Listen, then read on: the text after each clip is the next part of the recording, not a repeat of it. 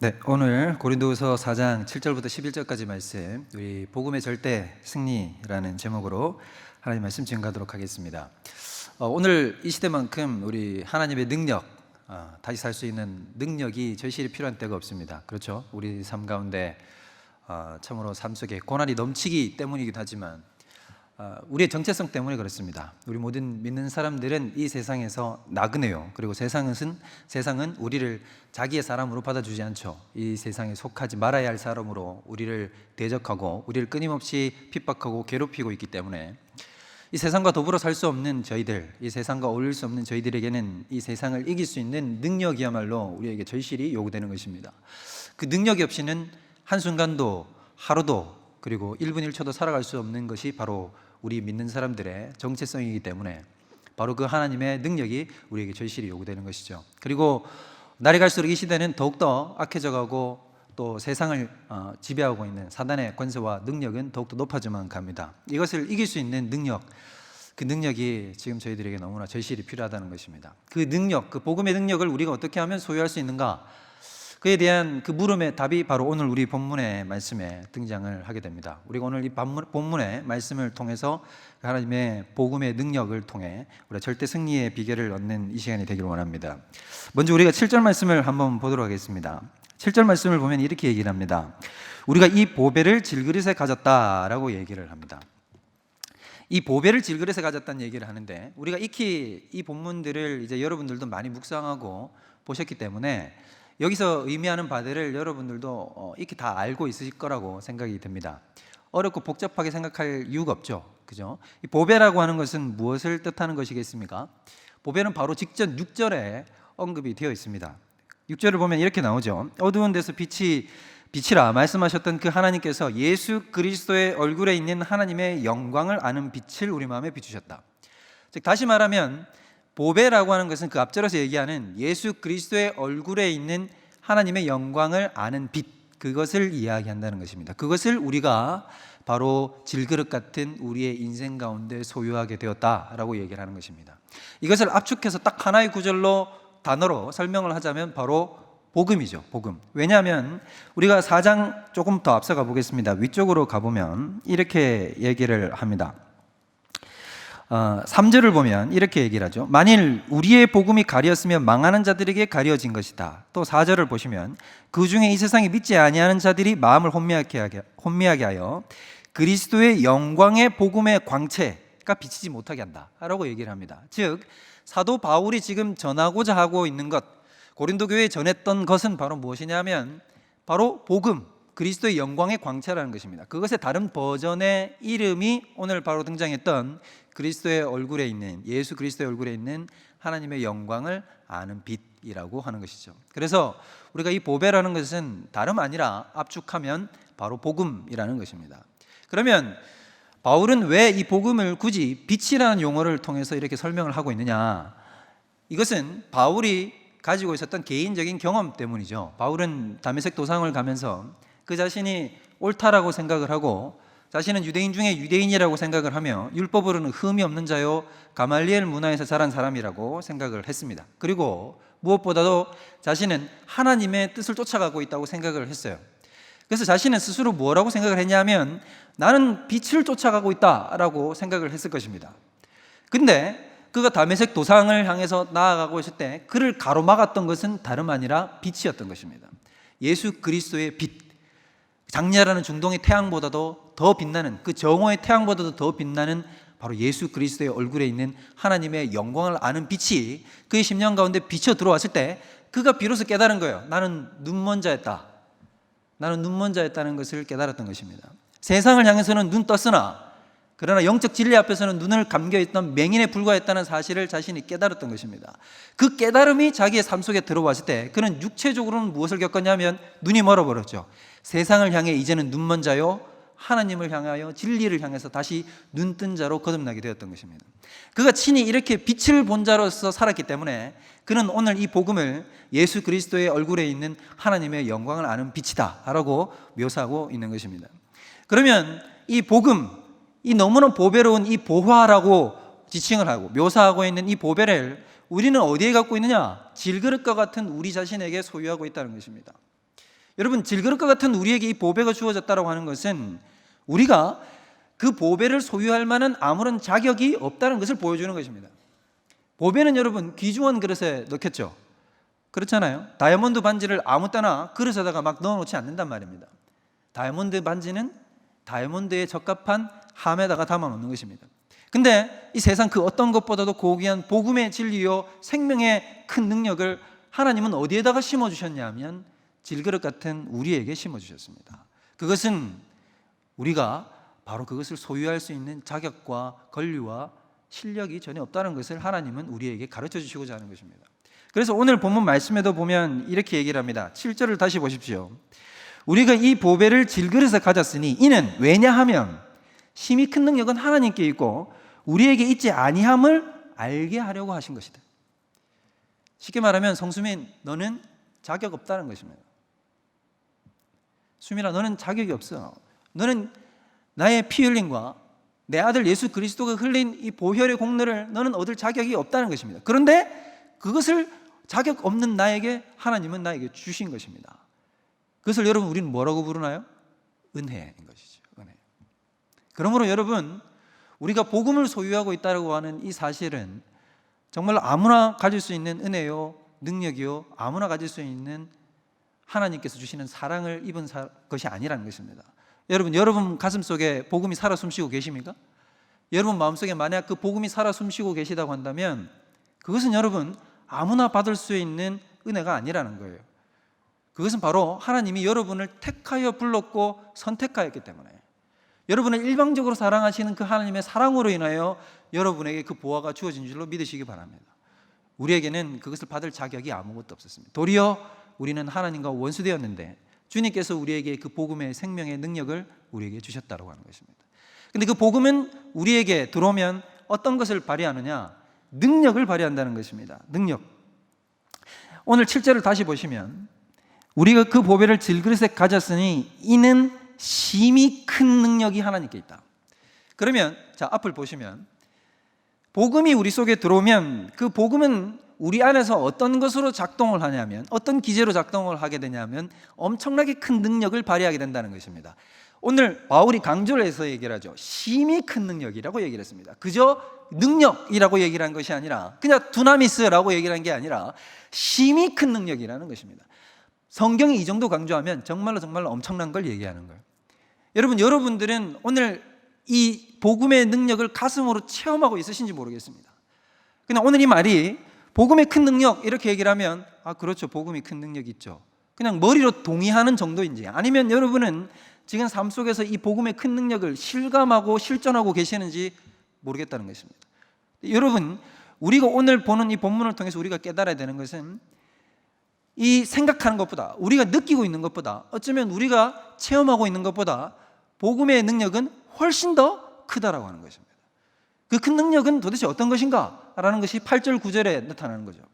8절 9절을 우리가 다 같이 한번 읽어보도록 하겠습니다. 시작. 우리가 사방으로 우겨쌈을 당하여도 쌓이지 아니하며 답답한 일을 당하여도 낙심하지 아니하며 박해를 받아도 버림받지 아니하며 거꾸로 트림을 당하여도 망하지 아니하고. 여러분, 바로 이것입니다. 복음의 큰 능력은 우리 삶 속에 들어오면 세상의 모든 환난과 인간이 상상할 수 있는 그 어떤 핍박과 고통 가운데서도 우리를 건져낼 수 있는 능력이 어디에 있다는 것입니까? 복음에 있다라고 하는 것입니다. 여러분, 배를 보면 모든 배는 뭘 갖추고 있냐면 배 밑바닥에다 밸러스트라는 것을 갖춥니다. 밸러스트가 뭐냐면 가장 밑바닥 한가운데 가로지르는 그 부분에다가 나비나 모래나 자갈 같은 것을 꽉 채워넣어요. 그리고는 그걸 밀봉을 해서 가운데를 쫙 포장을 해놓습니다. 그렇게 되면 이 밸러스트라는 것이 무슨 역할을 하는 것이겠습니까? 배의 중심을 딱 잡고 있는 거죠. 배의 중심을 꽉 잡고 있으면 풍랑이 일으키거나 파도가 쳐도 이것이 배가 기울 수는 있죠. 기울 수는 있지만 반드시 어떻게 됩니까? 복원력을 가지고 돌아오게 된다고 하는 것입니다. 이 밸러스트가 아주 잘 갖춰진 배는 이런 배들이 있거든요. 그 탐험용 요트 같은 것들이 있습니다. 이런 탐험용 요트 같은 것들은 크기는 작음에도 불구하고 대양을 가로질러요. 대서양이나 태평양을 가로지르면서 가는 그런 배들이 있습니다. 그런 배들은 폭풍우가 몰아쳐가지고 배가 완전히 전복이 돼도, 저도 참 이 부분을 읽으면서 깜짝 놀랐던 게 전복이 되었는데도 어떻게 되냐면 다시 뒤집어져서 복원력을 가진다는 것입니다. 그 왜 그랬습니까? 밸러스트가 너무나 튼튼하고 완벽하게 구축이 되어 있기 때문이라는 것이죠. 복음의 능력은 마치 그와 같다는 것입니다. 인생에서 풍랑이 없느냐? 그렇지 않아요. 믿는 자의 삶 가운데 풍랑이 그칩니까? 믿는 자의 삶 가운데 고난이 없던가요? 그러지 않다는 것입니다. 우리의 삶 가운데 고난과 역경은 더하면 더하고 세상은 우리를 대적하면 더 대적하지, 우리 삶 속 가운데 그냥 평안한 바다를 우리가 운행하는 것이 아니라는 것입니다. 마치 고통의 바다를 헤엄쳐가는 것 같은 것이 바로 우리의 인생이에요. 근데 그 풍랑이 다가올 때마다, 그 인생의 폭풍이 다가올 때마다 그것을 다시 복원시키고 우리를 삶을 제자리로 놓게 만들고 다시 항해할 수 있도록 만드는 힘을 주는 것이 바로 무엇이라는 것입니까? 바로 복음의 능력이라는 것입니다. 그 복음의 능력이 작동을 하면 오늘 사도 바울이 이야기하는 것처럼 우리는 그 속에서도 쌓이지 아니하고 거꾸로 튀임을 당하지 아니하고 낙심당하지 아니하고 다시 일어설 수 있다라고 이야기하는 것입니다. 여러분, 고린도서 11장, 우리 뒤쪽으로 넘어가는 거죠. 넘기실 필요 없어요. 고린도서 11장은 사도 바울이 자신의 사도권에 대해서 변호하는 장입니다. 근데 그 11장에 보면 사도 바울이 자기가 당했던 고난의 목록을 쫙 언급을 해요. 40에 하나 감한 말을 5번 맞고, 40에 하나 감한 매라는 것은 39대를 때린다는 거죠. 율법에는 40대를 때리는 게 금지되어 있습니다. 하나님께서 40대를 절대로 때리지 못하도록 되어 있어요. 그래서 그러면 40대를 때리지 못하니까 가장 큰 형벌은 몇 대를 때리는 거겠어요? 39대를 때리는 거예요. 근데 여러분, 딱 매수가 정해져 있잖아요. 39대를 때리니까 세게 때릴까요? 살살 때릴까요? 이걸 어렵지 않잖아요. 엄청나게 세게 때리는 거예요. 그 40에 하나 감한매를 몇 번 맞아봤다고? 자기 인생에서 5번. 또 태장으로 맞았는데 3번 태장으로 맞고, 한 번 파선합니다. 한 번 파선하고, 한 번 돌에 맞고, 3번 파선해서 일주일을 바다 위에 둥둥 떠다니는 그 삶을 살았다고 고백을 해요. 그에 더하여 강의 위험과 동족의 위험과 이방인의 위험과 바다의 위험과 도적의 위험과 온갖 위험 앞에 자신이 짓눌림을 당하고, 하물며 그것뿐이겠느냐, 내가 교회를 위하여 근심하는 것 때문에 내 마음에 눌림이 있으니 라고 이야기를 합니다. 근데 여러분, 그 수많은 고통 앞에서 결국 우리는, 여러분, 그 뒤에 무엇을 볼 수 있어야 될까요? 여러분, 그건 뭘 얘기하는 건지 아십니까? 사도 바울은 이렇게 얘기를 하는 것입니다. 5번 맞고, 3번 태장으로 맞고, 1번 돌에 맞아 죽을 뻔하고, 다시 3번 파선해서 내가 삶 속 가운데서 온갖 고통과 곤란과 환난을 겪었지만 그 누구도 그 어떤 그 환난도 복음을 전하고자 하는 나의 삶을 막지 못했다라고 하는 것입니다. 그것에 대한 고백이 바로 그거예요. 바울을 누가 막아냈습니까? 바울을 누가 거꾸로 틀렸습니까? 바울을 누가 낙심시켰나요? 아니요. 충분히 낙심할 수 있고 충분히 쓰러질 만하고 충분히 포기할 만한 상황 가운데로 들어갔으나 하나님이 그를 지키시고 복음의 능력으로 그를 세워 일으켜 주셔서 그가 무너지지 않았다고 하는 것입니다. 여러분, 우리 고린도서 1장으로 가보세요. 앞쪽으로 1장 조금만 앞으로 우리 넘겨보겠습니다. 1장 8절부터 9절까지 우리 한번 읽어보겠습니다. 시작.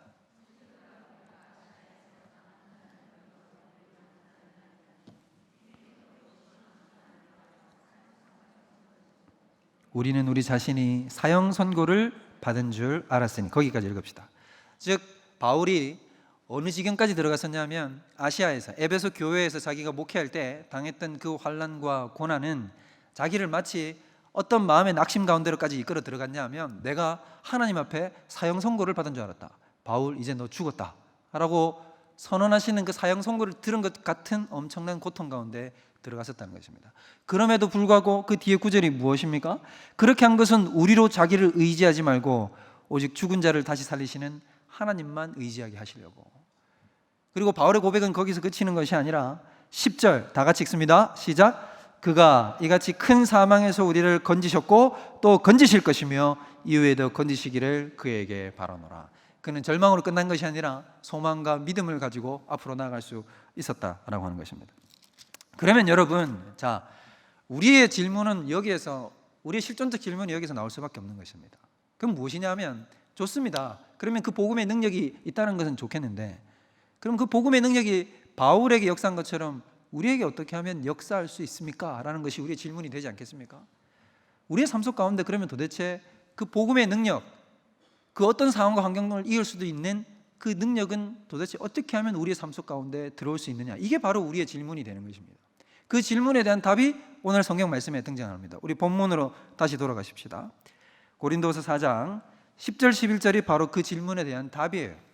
자, 10절 11절 10절만 우리 한번 읽어봅시다. 시작. 우리가 항상 예수의 죽음을 몸에 짊어짐은 예수의 생명이 또한 우리 몸에 나타나게 하려 함이라. 우리 살아있는 자가 항상 예수를 위하여 죽음에 넘겨짐은 예수의 생명이 또한 우리 죽을 육체에 나타나게 하려 함이라. 여러분 눈치를 채셨나요? 10절과 11절은 같은 말인데 이걸 두 번 겹쳐서 이야기를 하고 있는 거예요. 약간의 버전만 다르게, 말투만 다르게 거듭 얘기하고 있는 거라는 거죠. 그러면 여러분 이미 우리가 다 익히 배우고 알다시피 성경에서 거듭하고 반복해서 말을 한다는 것은 그만큼 중요하다는 것을 이야기를 하는 것입니다. 그럼 바울은 지금 고린도 교회에게 엄청나게 중요한 걸 이야기하고 싶은 거예요. 그 복음의 능력의 비결을 이야기하고 싶은 겁니다. 그 복음의 능력의 비결을 그냥 한 번에 한 줄로 끝내는 것이 아니라 다른 차원으로 이야기하여 두 번을 겹쳐 이야기하여서 너희들이, 고린도 성도들이요, 나에게 임하였던 그 하나님의 능력, 복음의 능력이 너희에게도 동일하게 역사하기를 진심으로 간구하노라는 믿음의 고백이 여기 나온다는 것입니다. 그러면 여러분 그 복음의 능력은 정체가 뭐냐는 것이죠. 그 정체는 바로 다시 10절을 잘 보십시오. 우리가 항상 예수의 죽음을 몸에 짊어지면 예수의 생명이 우리의 몸에 나타나게 합니다. 11절 예수를 위하여 죽음에 넘겨지면 예수의 생명이 우리 죽을 육체에 나타나게 합니다. 그러면 그 능력은 다른 말로 오늘 뭐라고 얘기를 하는 것입니까? 예수의 생명이라는 것입니다. 예수의 생명. 예수의 생명. 여러분 여기서 말하는 예수의 생명이 뭘까요? 여기서 말하는 예수의 생명은 다름이 아니라 부활의 능력을 이야기하는 것입니다. 부활의 능력. 부활의 능력을 이야기하는 겁니다. 바울은 오늘 이 고린도 후서뿐만 아니라 자기가 쓴 서신서 곳곳마다 이런 핵심 키포인트, 바로 우리에게 역사하시는 하나님의 생명의 능력은 바로 부활의 능력이라는 것을 거듭해서 논증하고 밝히고 있습니다. 그건 조금 이따가 여러분들과 함께 이야기를 나눌 거예요. 단적인 예로 다시 1장으로 가보시면, 그 앞서서 한번 가보세요. 1장 9절을 보면 이렇게 얘기를 하죠. 우리는 우리 자신이 사형 선고를 받은 줄 알았는데 이는 우리 자기를 의지하지 말게 하고 오직 죽은 자를 어떻게 하시는? 다시 살리시는 하나님만 의지하게 하랍니다. 어떤 능력만 의지하게 하려고 주님께서 우리를 그 사형 선고 같은 환난 가운데로 밀어넣으셨냐면 부활시키시는 그 하나님의 능력, 그 생명의 능력을 오직 의지하도록 하기 위해서 하나님께서 우리를 그 고난 가운데로 인도하셨다라고 말씀하고 계신다는 것입니다. 그러므로 여러분 오늘 여기에 나타나는 능력의 정체성은, 잘 들으셔야 돼요. 그 능력의 정체성은 무엇이라는 것입니까? 부활의 능력이라는 것입니다. 부활의 능력. 그러면 여러분 이것을 만약에 부활의 능력이다라고 이야기를 하면, 부활의 능력이다라고 이야기를 했는데, 그러면 부활의 능력은 어떻게 해야 우리 삶 가운데 임하는 것입니까? 간단한 거죠. 어떤 사람이 부활에 이를 수 있습니까? 죽어야만 부활에 이르는 겁니다. 죽어야만. 복잡하게 생각할 것 없고. 여러분, 우리에게 부활의 능력이 임하기 위해서는 우리가 어디를 들어가야 되냐면 죽음으로 들어가야 된다는 것입니다. 이것이 오늘 사도 바울이 우리에게 가르쳐주는 역설의 진리라는 것입니다. 오늘 다시 본문을 잘 보세요. 4장 10절 우리가 항상 무엇을 몸에 짊어집니까? 예수의 죽음을 몸에 집니다. 11절 우리 살아있는 자가 항상 예수를 위하여 어디에 넘겨짐은? 죽음에 넘겨짐은. 거듭해서 얘기하는 것은 죽음에 넘겨질 때에만 비로소 우리의 삶 가운데 무엇이 역사한다는 것입니까? 부활의 능력이 역사한다는 것입니다. 여러분 이것이 기독교가 가지는 역설의 진리인 거죠. 말이 안 되잖아요. 우리에게 능력이 필요한데 그 능력은 어떻게 해서 받는 것이냐면 우리가 죽어야만 받는다는 것입니다. 바울은 이 진리에 대해서 아주 깊이 깨달았어요. 이 진리에 대해서. 여러분 예수 그리스도께서 행하신 일이 바로 그거예요. 예수 그리스도께서 여러분 우리가 그리스도를 믿음으로 말미암아 우리가 무엇을 얻습니까? 구원을 얻죠. 생명을 얻습니다. 근데 구주 예수 그리스도께서 우리에게 생명을 주시기 위하여 그분은 무엇을 택하셔야만 했습니까? 죽음을 택하셔야만 했다는 것입니다. 그래서 예수님께서 말씀하시죠. 한 알의 밀알이 땅에 떨어져 죽지 아니하면 아무 열매를 맺지 못한다. 그러나 죽으면 많은 열매를 맺는다. 죽음 뒤에 생명의 역사가 나타나는 것입니다. 이것이 진리의 역설이에요, 여러분. 그러므로 우리 삶 가운데 역사해야 되는 것도 무엇이냐 하면 죽음이 역사를 해야 합니다. 고난이 역사해야 하고요, 고통이 역사해야 합니다. 십자가의 죽음의 역사가 우리의 삶 가운데 나타나야 합니다. 여러분, 이 생각을 여러분의 관념 속에서 뒤집어야 되는 거예요. 우리가 많은 기독교인들, 살아가는 우리 많은 하나님의 사람들이 생각하는 것은 고난을 부정적인 것으로 봅니다. 그리고 고난이 되도록이면 우리 삶 가운데 나타나지 않았으면 좋겠다라고 생각합니다. 한때 바울도 그렇게 생각을 했습니다. 그러나 바울이 자신의 삶 가운데 고난과 가시가 역사했을 때 바울도 기도했다 그러죠. 하나님 앞에 몇 번 기도했다고 얘기를 합니까? 3번이나 기도했다 그러잖아요. 하나님, 이거 좀 없었으면 좋겠습니다 라고 이야기를 했는데 하나님께서는 뭐라고 답을 하셨죠? 내 은혜가 내게 족하니라, 내 능력이 약한 데서 온전하의 짐이니라, 이렇게 얘기하셨다는 것입니다. 그때 사도 바울의 가슴 속에 번개와 같이 스치는, 그리고 깨달음이 바로 오늘 이 깨달음이었다고 하는 것입니다. 하나님의 능력, 그 부활의 능력은 사망과 고통이 역사하는 그곳에서 바로 나타나는구나 라는 사실을 깨닫게 되었다는 것이죠.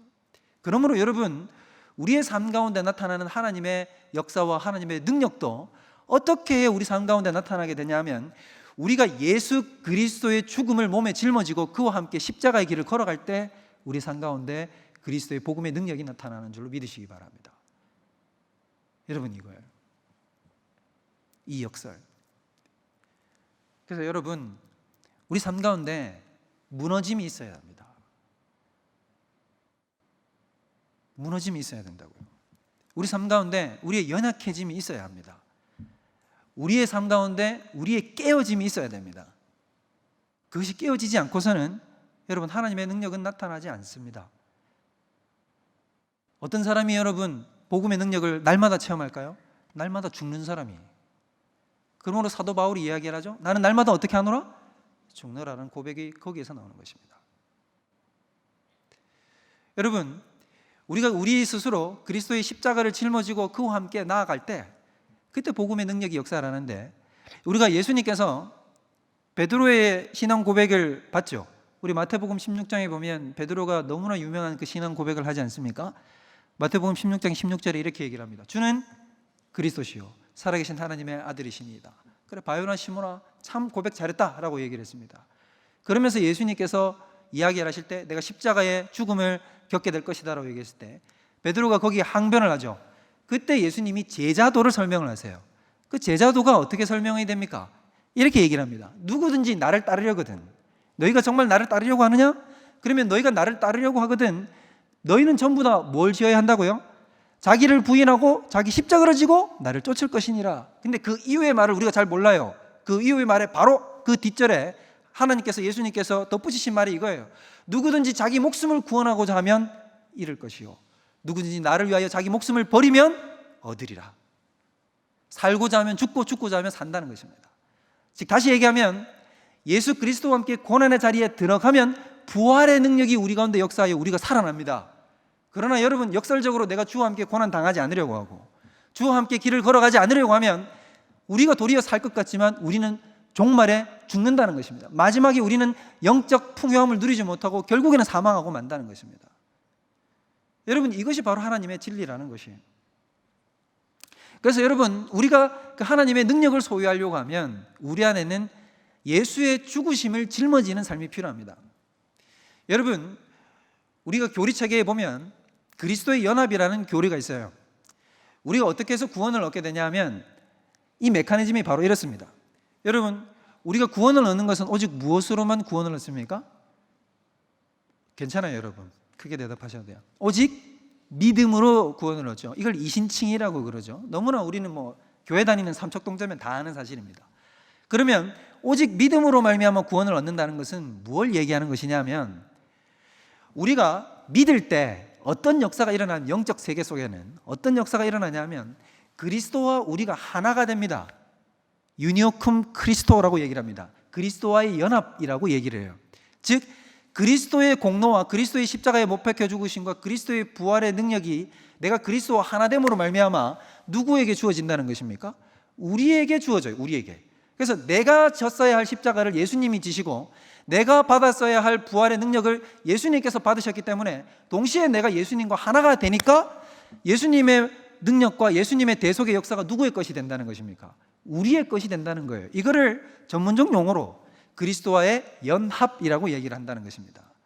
근데 저도 그리스도와의 연합이 이게 전부인 줄 알았어요. 날마다 성경 공부하고 날마다 가르치는 자요, 교리를 가르치는 사람임에도 불구하고 여러분, 제가 이것 이상의 깨달음을 얻는 데는 엄청난 시간이 걸렸습니다. 어렴풋이 감은 잡았었는데 이걸 확고하게 잡는 데는 제가 봤을 때 10년이 훨씬 넘게 걸린 것 같아요. 그리스도의 연합은 여러분 믿음으로 말미암은 연합만 있는 게 아니더라고요. 그러면 목사님 또 무슨 연합이 있습니까? 그것은 바로 그리스도와의 고난을 통한 그리스도와의 연합이 있다고 하는 것입니다. 이것이 바로 우리가 믿는 경건 사상의 심장이 되는 것입니다. 견건교리, 우리가 성화로 나아가는 이 모든 것, 이것에서 가장 핵심과 심장이 되는 게 뭐냐면 우리가 그리스도와의 고난으로 인한 연합이 있다는 것이에요. 그러면 그리스도의 고난으로 인한 연합은 무엇이냐? 잘 들으세요. 아까 방금 얘기했던 믿음으로 말미암은 연합은 우리가 칭의와 중생을 얻는 데 쓰여지는 것입니다. 그러면 내가 믿었다고 하면 예수님께서 달려 죽으신 십자가와 부활이 우리의 것이 되어 내가 구원을 얻는 것이에요. 이것은 칭의되고 중생되는 거죠. 그런데 이게 우리의 삶으로 이제 들어갔을 때, 내가 삶으로 들어가서 이 내 믿었던 그리스도의 연합이 어떻게 삶 속에서 구현되느냐, 삶 속에서 어떻게 해야 이것이 나타나냐, 실제적으로 나타나게 되느냐라고 얘기를 하면, 그 실제적으로 나타나는 메커니즘은 바로 우리가 예수와 함께 고난을 통해 연합함으로 말미암아 이것이 나타난다는 것입니다. 그것을 예수님이 설명하신 것이 바로 아까 마태복음 16장에서 말씀하신 것이요, 지금 사도 바울이 거듭 이야기하고 있는 것이 바로 그 부분이라고 하는 것입니다. 즉 얘기를 하면, 여러분, 우리는 믿음으로 말미암아 예수님과 하나 되었다면서요. 그러면 그게 어떻게 우리의 삶 속 가운데 나타날 수 있느냐? 내가 정말로 그리스도와 연합된 자가 되었느냐? 네가 정말로 예수와 하나이냐? 그러면 내가 걸어가는 길을 너도 따라와야 된다는 것입니다. 그럼 예수님은 어떤 길을 걸어가셨습니까? 십자가의 길, 아무도 찾지 않는 그 좁은 길을 걸어가셨다는 것입니다. 그 길을 우리도 걸어가야 비로소 주님과의 연합이 실제적으로 우리의 삶 가운데 나타나는 것이고, 그 실제적으로 나타나면 내가 단순히 그 길을 걷는 것만으로 끝나는 것이 아니라 그 길을 걸을 때 하나님의 놀라운 능력이 우리 삶 가운데 역사하게 된다라고 하는 것입니다. 여러분, 이게 바로 우리에게 주시는 하나님의 핵심적 진리라는 것이죠. 그래서 여러분, 이것은 유일한 방법이에요. 부활의 능력이 우리 삶 가운데 역사할 수 있는 것, 우리가 모든 삶과 고난을 이겨낼 수 있는 유일한 방법은 바로 무엇이냐면 예수와 함께 그 십자가의 길을 걷는 것입니다. 예수와 함께 그 십자가의 길을 걷는 것. 그러므로 여러분, 그리스도의 십자가의 길을 포기하려고 하지 마십시오. 회피하려고 하지 마십시오. 도리어 그 십자가의 길을 걸어가고 예수와 함께 고난을 당하는 것은 여러분 그 어떤 것보다도 우리에게 주신 하나님의 영광이요 특권인 것입니다. 우리가 빌립보서 2장을 한번 볼까요? 빌립보서 한번 가보겠습니다. 3장으로 가보겠습니다. 여러분들이 익히 잘 아는 본문인데, 이 본문을 이제 이 말씀을 듣고 나서 다시 새롭게 보면 오늘 새롭게 보일 거예요. 자, 여러분 보십시오. 3장 보세요. 3장 앞에는 10절부터 나왔지만 본문을 펴서 9절을 먼저 보겠습니다. 9절을 우리 다 같이 한번 읽어볼게요. 시작. 그 안에서 발견되려 함이니 내가 가진 의는 율법에서 난 것이 아니요 오직 그리스도를 믿음으로 말미암은 것이니 곧 믿음으로 하나님께로부터 난 의라. 여러분 앞에 보시고, 그러면 여기서 말하는 것은 바울이 뭘 얘기하냐면, 내가 가진 의는 오직 어디로부터 나왔다? 그리스도를 믿는 믿음으로부터 나왔다라고 얘기를 합니다. 이건 뭘 얘기하는 것이냐면 믿음으로 말미암은 그리스도와의 연합을 이야기하는 거죠. 그러면 바로 그 다음 10절부터는 뭐라고 얘기를 하냐면 고난을 통한 그리스도와 연합을 얘기를 해요. 10절, 자 읽어봅시다. 시작. 내가 그리스도와 그 부활의 권능과 그 고난에 참여함을 알고자 하여 그의 죽으심을 본받아. 그의 죽으심을 본받아. 그의 죽으심을 본받아. 부활의 권능을 어떻게 하면 내가 알 수 있느냐? 그의 죽으심을 본받을 때 바로 부활의 권능이 역사한다는 것을 그가 안다는 것입니다. 그가 깨달았다는 것입니다. 이게 나의 깨달음이요, 이게 나의 인생의 모토라는 것입니다. 그렇기 때문에 나는 이 길을 걸어간다는 것이죠. 그래서 11절, 어떻게 해서든지 죽은 자 가운데서 부활에 이르려 하느니, 예수 그리스도와 함께 그 죽음의 길을 걸어갈 때 비로소 그 뒤에 부활이 있다는 것을 바울은 확신을 한다는 거죠.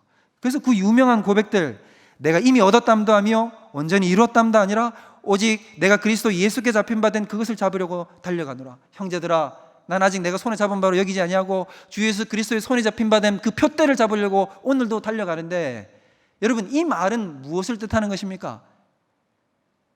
나는 충분하다 생각하지 않는다 말입니다. 다시 말하면 이렇게 생각할 수 있지 않겠습니까? 우리가 사도 바울이라면 내가 예수님을 위해서 이 정도 고난 받았으면 됐다. 지금 빌립보서를 쓸 때도 여러분, 이 빌립보서는 옥중 서신이에요. 감옥에서 쓰고 있는 거예요. 내가 예수님을 위해서 감옥까지 들어갔잖아요. 내가 예수님을 위해서 그 수많은 고통과 고난을 당했잖아요. 그러면 뭐라고 얘기할 만합니까? 충분하다. 그리스도와의 고난을 통한 연합은, 그래, 내 인생 가운데 이제 충분하다라고 얘기할 수 있는데, 바울은 뭐라고 얘기를 하냐면 아니다라는 것입니다. 나는 그 고난의 연합이 완성되었다라고 생각하지 않는다는 것입니다. 나는 그것을 이전에 한 일들을 다 잊어버리고 오직 하나의 일, 예수 그리스도의 손에 잡힌 바 된 그 표대를 잡으려, 고난과 함께 그리스도와 연합하여 부활의 영광에 이르는 그것을 향해서 나는 지금도 죽을 때까지 달려갈 것이다 라고 고백한다는 것입니다. 여러분, 이 소원이 여러분의 소원이 되길 바랍니다. 우리의 소원이 되어야 하는 것입니다.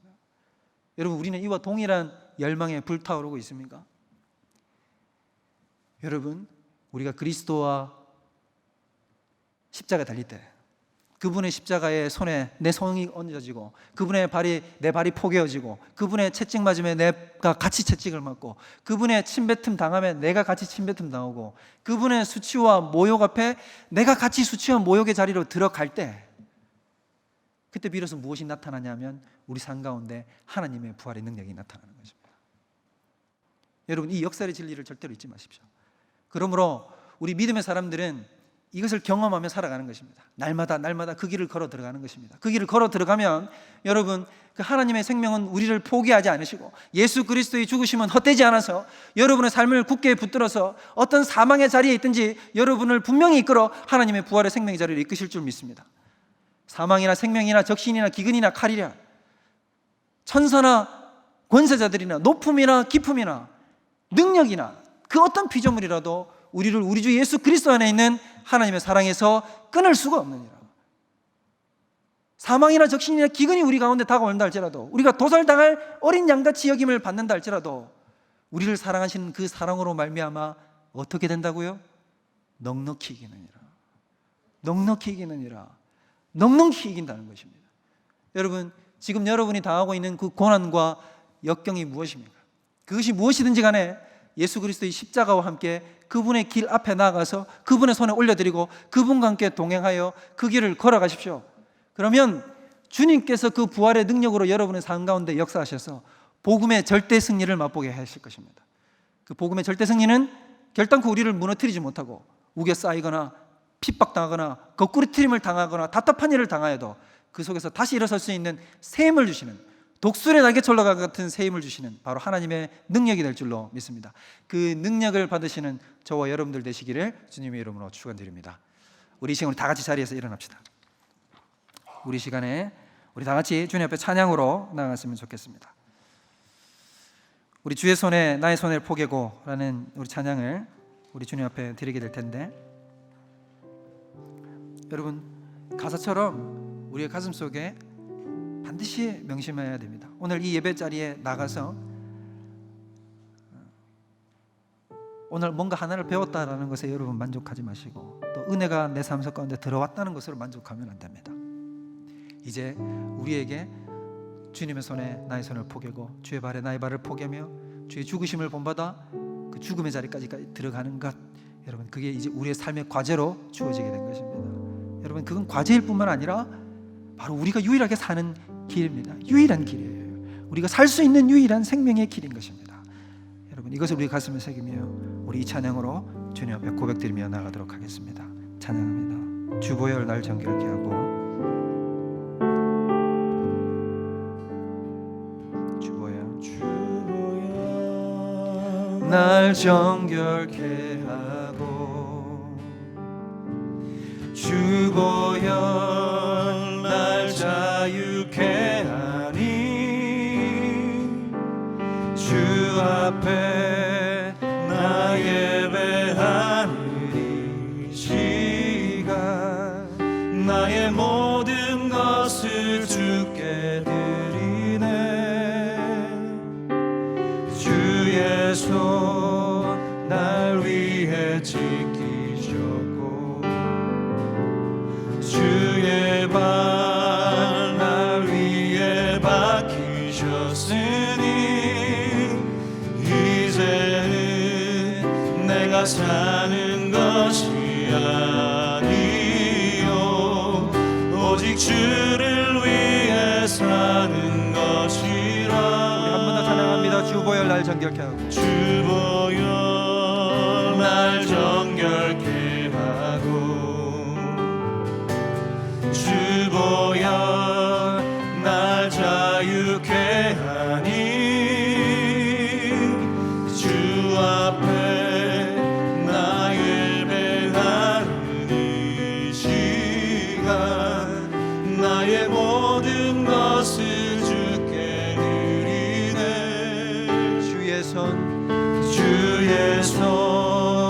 날 위해 지키셨고 주의 발 날 위해 박히셨으니 이제는 내가 사는 것이 아니요 오직 주를 위해 사는 것이라.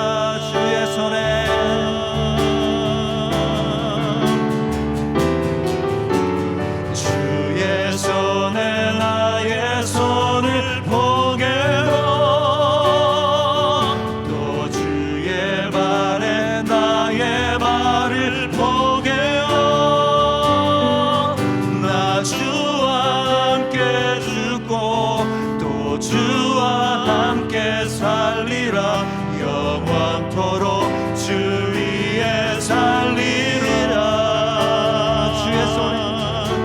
주의 손에 나의 손을 포개고 또 주의 발에 나의 발을 포개어 나 주와 함께 죽고 또 주와 함께 살리라 영원토록 주 위에 살리라. 주의 손에 나의 손을 포개고 주의 손에 나의 손을 포개고 또 주의 발에 나의 발을 포개어 나 주와 함께 죽고 또 주와 함께 살리라 영원토록 주 위에 살리라. 주 위에 살리라.